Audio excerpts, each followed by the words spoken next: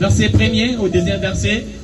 Le prophète Ésaïe est en train de prophétiser, il est en train de dire, en s'étonnant, il dit, je lis au nom de Jésus, la Bible dit non, la main de l'Éternel n'est pas trop courte pour sauver, ni son oreille trop dure pour attendre. Alléluia Jésus. Mais ce sont vos crimes qui mettent une séparation entre vous et votre Dieu. Ce sont vos péchés qui sont. Ce sont vos péchés qui vous cachent sa face et l'empêchent de vous écouter. Amen, amen. Amen, amen. Amen. Seigneur Saint-Esprit, enseigne-nous ta parole. En fait, avec notre pauvre intelligence, nous ne pouvons jamais parler de ta part. Mais si nous entrons dans les Écritures, tu nous dis c'est poussé par toi, le Saint-Esprit, que les hommes ont parlé de ta part. Je vais parler librement, avec assurance que ce que je vais dire, Seigneur Jésus-Christ, ça ne viendra plus de moi, mais ça viendra de toi. Ce n'est pas moi qui va le dire, c'est toi qui le diras au travers de ma bouche. Seigneur, sois une source de bénédiction pour tout et chacun. Avant que cette parole puisse nous prêcher, que cela me prêche aussi, Seigneur Jésus. Que cela nous prêche, même les gens qui passent au cours de la route, qu'ils soient prêchés par cet évangile, par cette parole, au nom de Jésus-Christ. Amen. Je nous prie si on peut se rasseoir. L'évangile. Est-ce que je peux dire ça ensemble avec moi, l'évangile? L'évangile. Alléluia. L'évangile, si on veut définir ça, on nous a appris beaucoup de choses sur l'évangile. On nous dit le fait d'annoncer la bonne nouvelle, c'est l'évangile. Et si on se pose encore des questions, on dit, c'est quoi la bonne nouvelle? Ça nous amène encore trop loin. Le message de Jésus-Christ. Et c'est quoi le message de Jésus-Christ? D'abord, avant de comprendre le message de Jésus-Christ, nous sommes appelés à comprendre qui est Jésus-Christ. Il est important de comprendre d'abord la personne pour comprendre aussi ce qu'il parle. Si nous ne comprenons pas la personne qui nous parle, ça sera un peu difficile que nous puissions comprendre ses paroles. Amen, amen. C'est ainsi qu'il est important que nous puissions comprendre que l'évangile est le socle de Jésus-Christ. On ne peut jamais parler de l'évangile sans toutefois mettre Jésus-Christ à côté. Mais aujourd'hui, dans l'état actuel, comme la sélection s'est écrit, on nous présente un évangile où on parle de tout, mais on met Jésus-Christ à côté. On parle de Jésus-Christ seulement pour que nous puissions atteindre nos objectifs. J'ai besoin du mariage, il faut que je m'attache à Jésus-Christ parce qu'il donne le mariage. J'ai besoin de l'argent, Jésus-Christ donne de l'argent. Mon premier objectif de s'attacher à Jésus-Christ parce que je veux que je puisse avoir ce que Christ donne, mais ne pas comprendre ce qu'il est. Très chers enfants de Dieu, l'évangile doit d'abord nous révéler qui est Christ. Si on n'a pas encore compris qui est Christ, ça sera difficile que nous puissions bien garder ce qu'il donne. Il est important que nous puissions comprendre d'abord qui est Christ. C'est alors que nous serons en mesure de comprendre quelle est la puissance de Jésus-Christ. L'apôtre Paul est en train de dire, dans le livre de Romains chapitre 1 verset 16, il a dit, je n'ai plus la honte de l'évangile, car elle est la puissance de Dieu pour le salut de quiconque croit. Très chers enfants de Dieu, l'évangile est la maternité de notre vie spirituelle. Tu ne peux jamais naître de nouveau sans toutefois raconter l'évangile. Mais quel évangile qu'on peut raconter? L'évangile que nous racontons, c'est l'évangile qui résout d'abord le premier problème, c'est la nature de l'homme. Amen, amen. C'est les péchés. Dans toutes les religions du monde, Islam parle du péché. Bouddha parle du péché.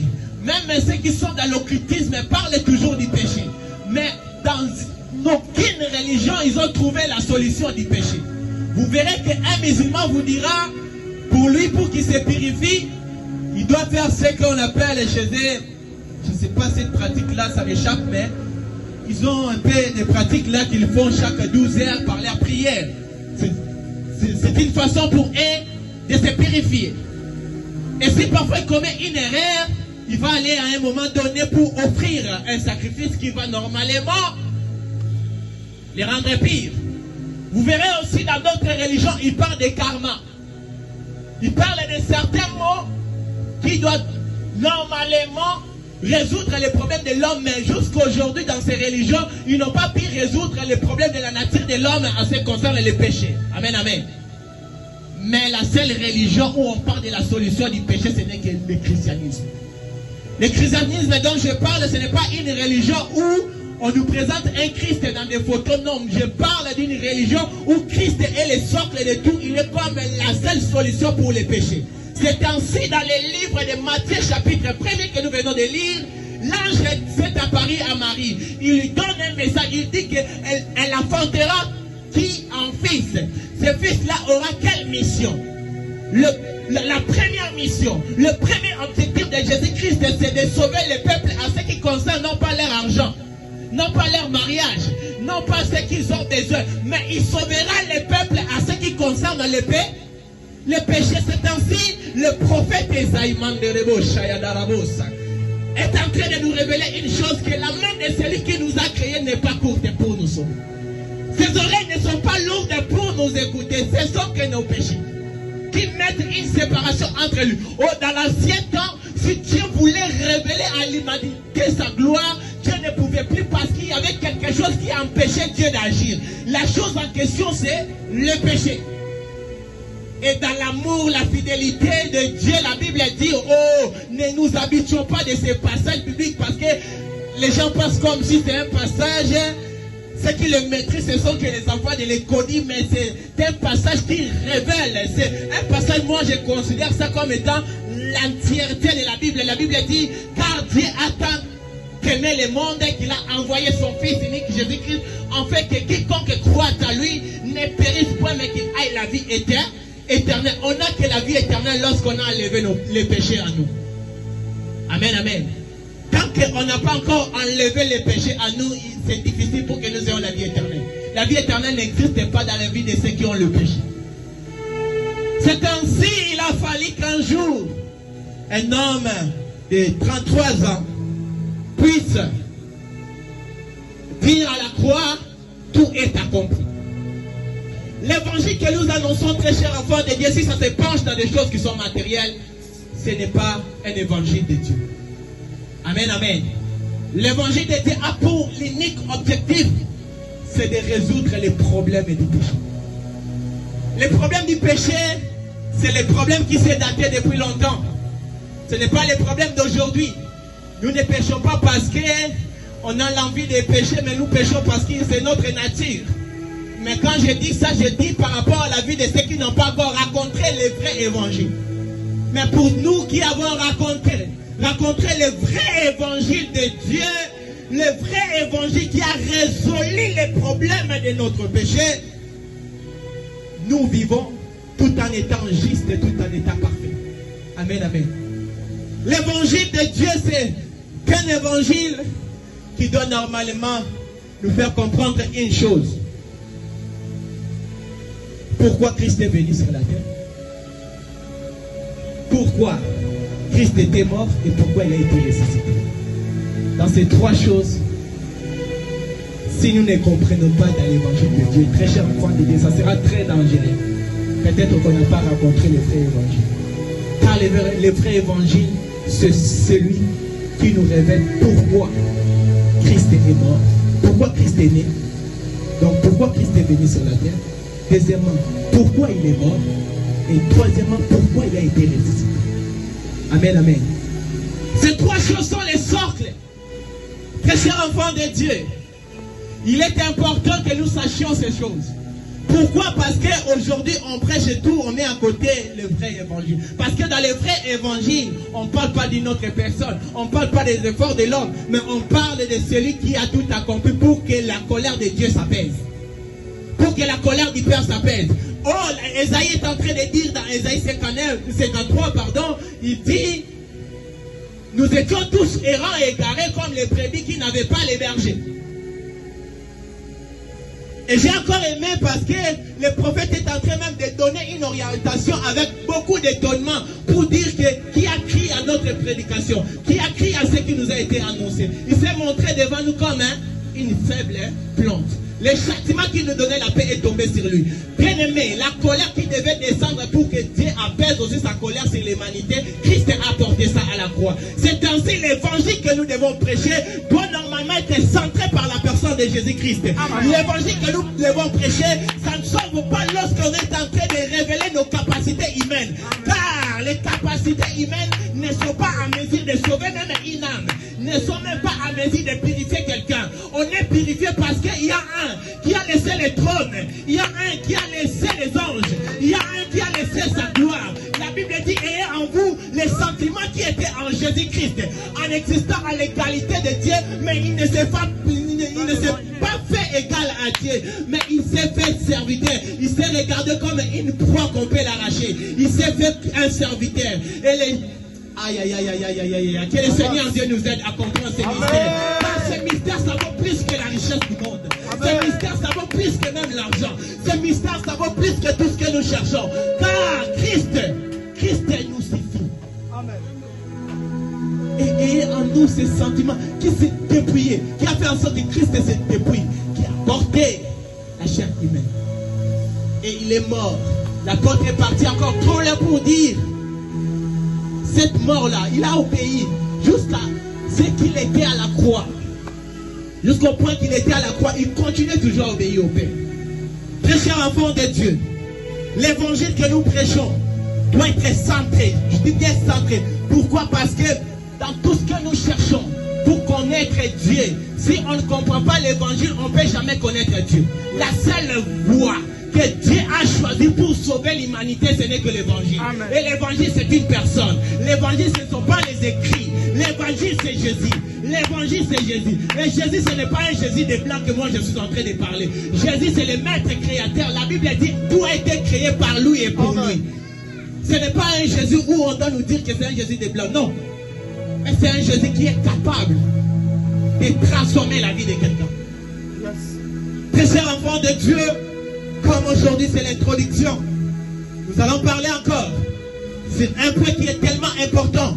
Car aujourd'hui, très chers enfants de Dieu, nous sommes en train de suivre ce que Daniel a dit dans Daniel 11. 32, que nous séduira par des flatteries, les traits de l'alliance. Mais ceux du peuple qui connaîtront leur Dieu agiront avec la fermeté. Seule manière d'agir avec la fermeté, ce n'est que de garder le vrai évangile. Si on n'a pas le vrai évangile, très chers enfants de Dieu, nous serons emportés par n'importe quel vent. La seule chose qui nous maintient dans la présence de Dieu, c'est l'évangile. Pourquoi? J'avais dit au début, l'évangile nous révèle pourquoi Christ était venu sur la terre. Pourquoi il était mort et pourquoi il a été ressuscité. Et si nous croyons en Jésus, bien aimé, on ne peut jamais croire en Jésus-Christ sans toutefois que nous puissions se poser ce genre de questions. Parce que ça paraît absurde quand tu dis que je devais mourir, mais quelqu'un était mort à ma place. Mais moi je ne l'ai pas connu, pourquoi il était mort à ma place. Très chers enfants de Dieu, ce sont des questions que nous devons nous poser à tout moment. Et l'évangile doit d'abord effacer les efforts de l'homme. Parce que personne n'a été à mesure de plaire à Dieu. Personne, le plus discipliné de ce monde, ne pouvait jamais plaire à Dieu. Il n'y a qu'un seul. Lorsque le Père l'a regardé, le Père a dit, celui-ci est mon fils bien-aimé, alléluia. En lui, j'ai mis l'affection. Oh, Dieu peut t'aimer en te donnant certaines affections, mais en Jésus-Christ encore c'est plus, parce qu'il a dit, en lui j'ai mis toute mon affection. Si tu veux avoir l'affection de Dieu, tu ne vas pas avoir ça chez une autre personne que Jésus-Christ de Nazareth. Si tu veux que le Père t'aime, le Père n'aime pas des gens qui s'égarent de Jésus, car ceux qui s'égarent de Jésus-Christ vivent la mort. Ainsi, ceux qui vivent en Jésus-Christ, Père dépose en eux toute leur affection, parce que entre nous et Jésus-Christ, il n'y a pas la différence.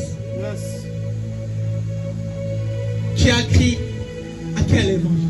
Je ne refuse pas les gens qui disent que moi j'écris parce que le jour-là j'avais faim et le Seigneur m'a révélé une vision. Le Seigneur m'a rendu riche, c'est pourquoi je crois à sa puissance. Attention, le jour où tu deviendras pauvre, c'est le jour où tu les réuniras. Je suis né dans une famille pauvre, Nzamba loko taranase. Toi quand bandé mo mikolo esa ben part makas, bandé mo mawa. Uzotali kamononga te, Nzamba lola, yo salabo loko taranase. Oh tombola kalikolo, tombola salabo oui, tout ça c'est bien.